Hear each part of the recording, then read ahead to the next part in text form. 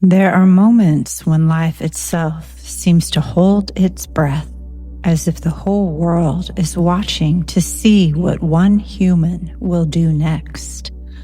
Moments when everything familiar falls away, and the only thing left is the faint, steady spark of try. That's where this story begins. On a battlefield in 1943, a young Russian soldier named Lev Zasetsky lay between forgetting and remembering, half his vision gone, half his words scattered. And yet, somewhere beneath the silence, something in him refused to end. He didn't just survive, he began to rebuild. One line, one letter, one impossible choice after another. Because possibility doesn't live out there somewhere in the distance. It lives right here, in the mind that decides to begin again. In 1943, a bullet struck Lev Zasetsky, cutting through the left side of his brain. When he woke, half his vision was gone. Words slipped away before they could form, and his world had been split clean down the middle. But somewhere behind the silence, a decision sparked. He picked up a pencil. Each day, he traced shapes he could no longer see, letters, lines, sounds that had escaped him. The page became his battlefield, the pen his weapon. He forgot what a letter meant. He wrote it anyway. When his right hand refused direction, he trained his left to lead.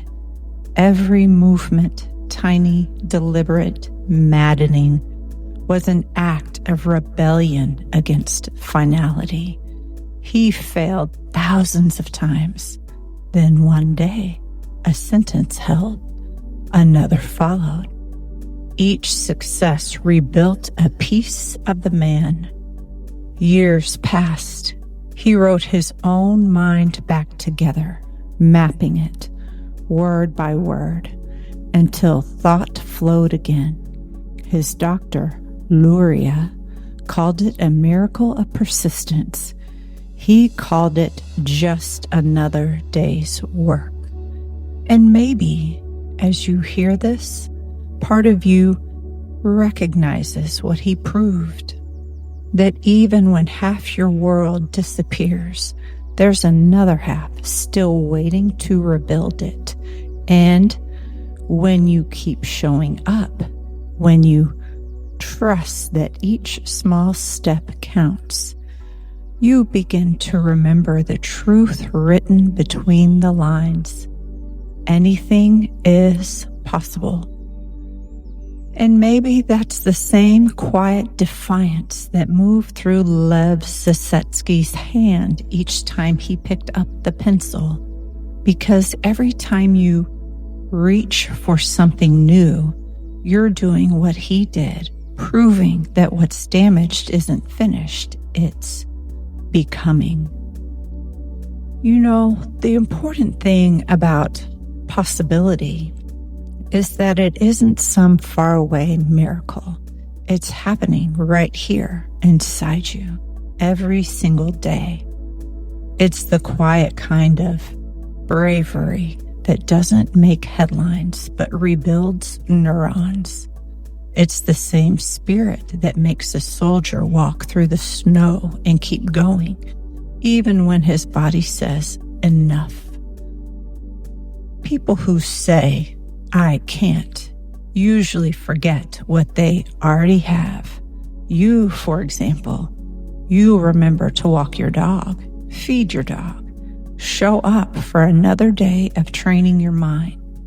That's not small stuff. That's your brain saying, I'm still in this fight. Because when you really think about it, you've already done the impossible.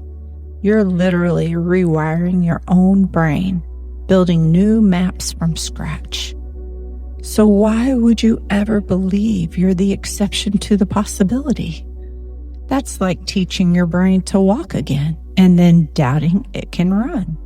See, the more you try new things, the more you play your brain games, write on your calendar, wonder about something new each day, the more your brain learns what you mean by possible. It's catching on fast. It's getting stronger every time you do. And you begin to see yourself as someone who's not just hoping for possibility, but proving it. Someone who doesn't wait for perfect conditions before moving forward. You're already moving. And maybe you start to wonder if this much is possible already. What else might your brain surprise you with next? And maybe that's the real secret, that possibility and remembering aren't separate things at all. Because the moment you remember what's already possible, your brain starts proving it. Lev used to reread the same line 100 times until it stayed.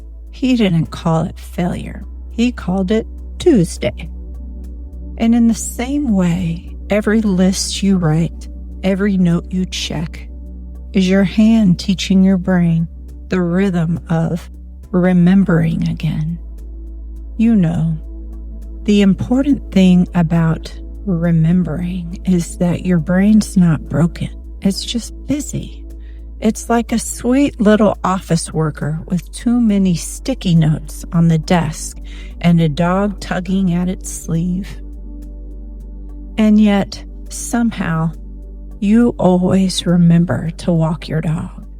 You remember to feed that little happy creature every morning, don't you?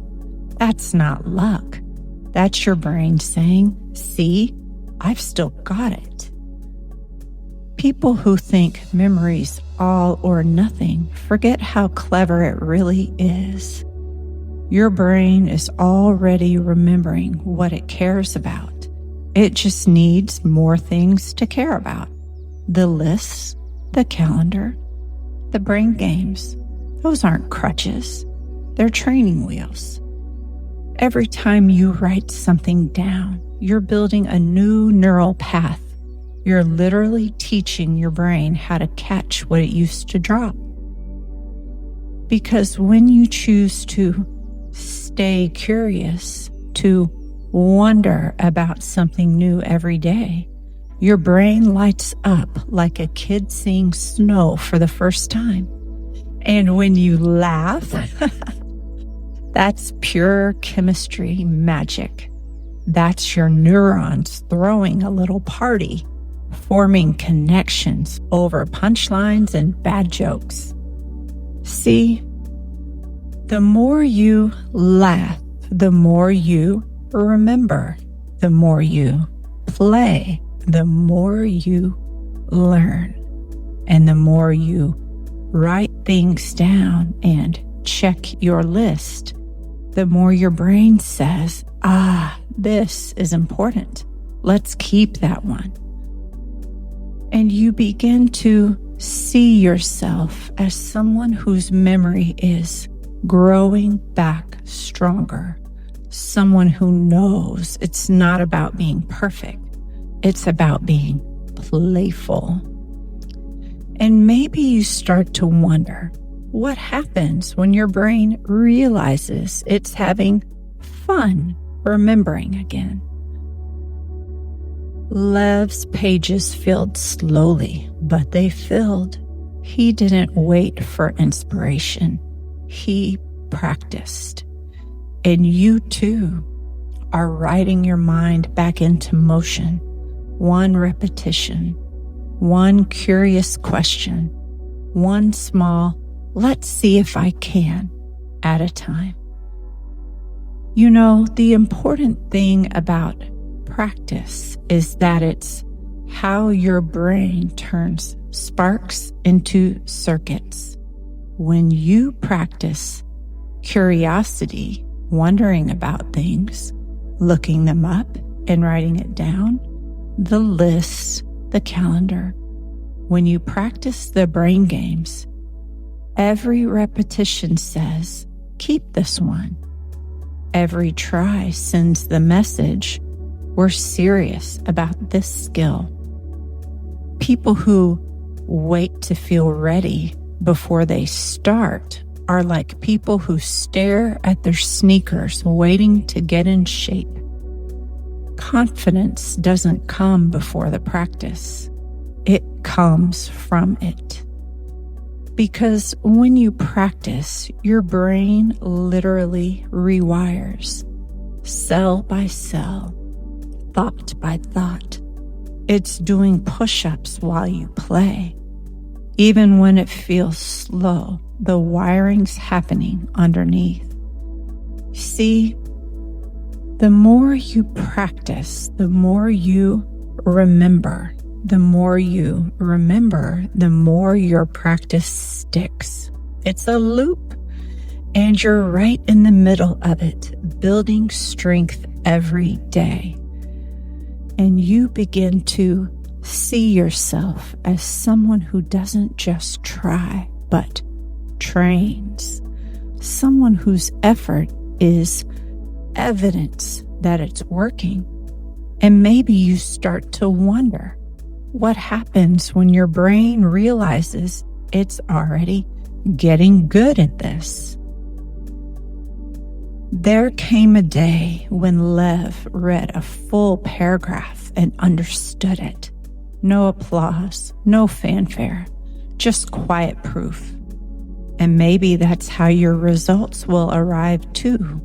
Quiet, consistently, waiting for you to notice how far you've already come. You know, the important thing about results is that they don't always show up wearing a name tag. Sometimes they sneak in quietly, rearrange the furniture, and wait for you to notice.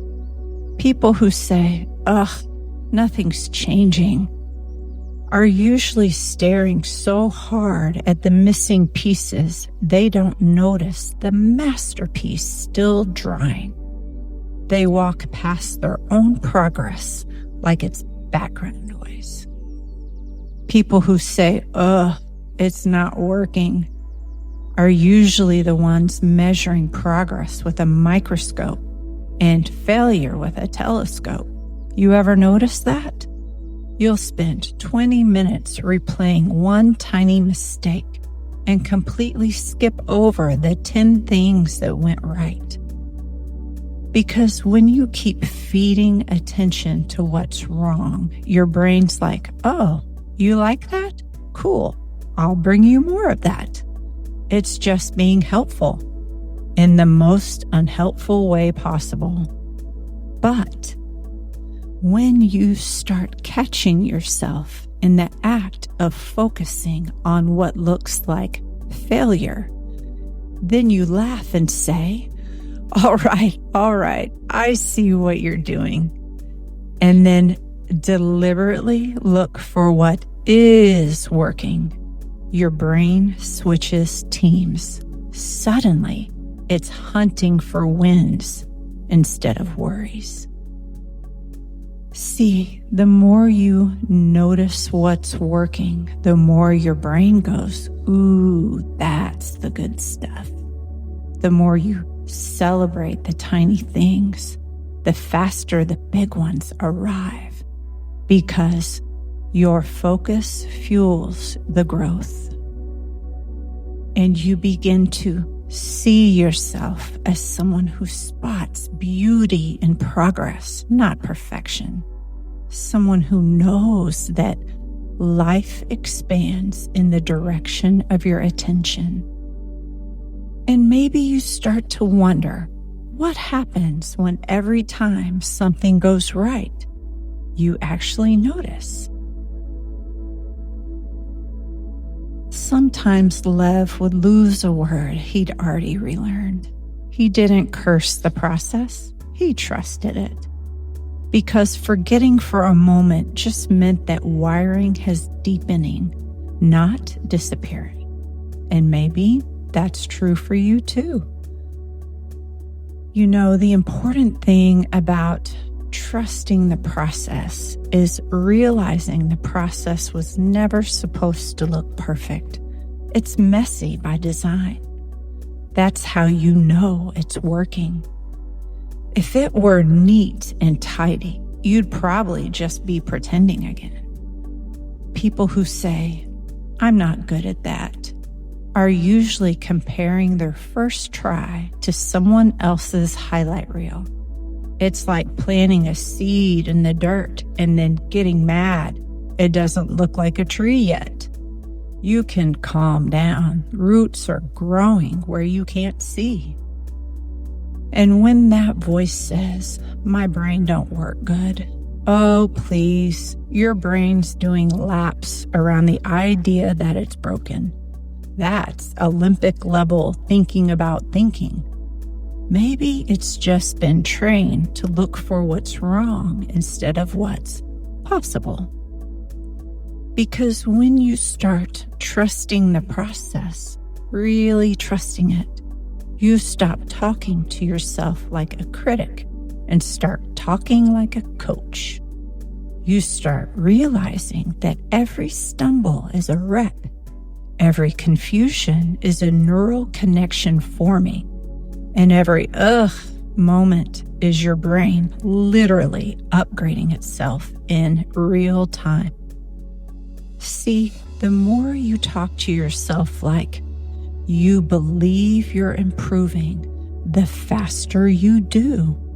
The more you say, "I'm figuring it out," the more your system goes, "Oh, cool, let's figure it out then." And suddenly, the process doesn't feel like punishment. It feels like partnership. And you begin to see yourself as someone who can trust their own unfolding, someone whose thoughts are learning to be kind because they finally have something worth believing in. And maybe you start to wonder, what happens when your words start working for you instead of against you? Every page Lev wrote made the next one easier. Momentum built quietly, sentence by sentence, until it carried him. And maybe that same current is already gathering beneath your feet, waiting for you to notice you're moving faster than you think. You know, the important thing about momentum is once it's rolling, you barely have to push. The hardest part is just that first shove. That part where it feels awkward, heavy, and kind of ridiculous. But the moment you start cheering yourself on instead of waiting for someone else to do it, that's when everything starts to click. People who say, "I'll be proud when I get there," are basically holding applause until after the show. And honestly, that's just bad audience etiquette. You are the show. Clap now. Be proud. Because when you become your own cheerleader, you stop waiting for external validation to tell you it's working. You realize momentum isn't about speed. It's about direction, consistency, and the sound of your voice saying, "Hell yeah, let's keep going." See, the more you celebrate every little step, the more energy you generate to take the next one. The more you back yourself out loud, even if it feels silly, the more your brain learns that progress feels good. And the more it feels good, the easier it becomes to keep that energy moving. That's how confidence sneaks up on you. disguised as repetition with a good attitude. And you begin to see yourself as the kind of person who doesn't quit halfway up the hill, the one who catches their own momentum and rides it like a wave. And maybe you start to wonder what happens when you finally realize you're the wind at your own back. When Lev finally stood before his notebook and read aloud in his own handwriting, confidence wasn't a feeling, it was evidence. And just like that, every word you speak, every laugh, every new thing you try is proof that confidence is remembering who you already are. You know, the important thing about confidence is that it's not built by getting everything right.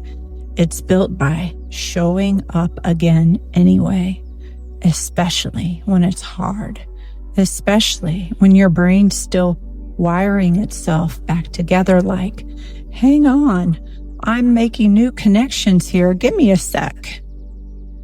People who think confidence just returns one day are missing the point. It's not lost luggage, it's a muscle. And the more you use it, the more it remembers. Every time you try something new or practice something you couldn't do yesterday, your brain's basically saying, see, we're rebuilding, we're adapting, we've got this. Because when you know that effort is progress, that every repetition is rewiring, every small win is data, every stumble is just a moment of recalibration, you stop wondering if it's working and start noticing how much it already is. See, the more you practice, the more your brain learns what you mean by possible. The more you try new things, the more it starts remembering how to learn again, faster, cleaner, better. It's literally becoming someone new under your care. And you begin to see yourself as someone who's not waiting for confidence to come back, but building it brick by brick, neuron by neuron. Someone who knows that every day of effort is the proof that it's working. And maybe you start to wonder what happens when your brain finally catches up to the truth that you already believed in it first. And maybe that's what Lev was really teaching, not just his brain, but all of us. That healing isn't a single moment of triumph. It's 1,000 ordinary moments of courage disguised as effort. Every note you write, every joke you laugh at, every new thing you try is another neuron standing up to say, we're still here. So if a soldier with half a map of his mind and reality could redraw his mind by hand, what do you suppose you can do with the whole sky still open?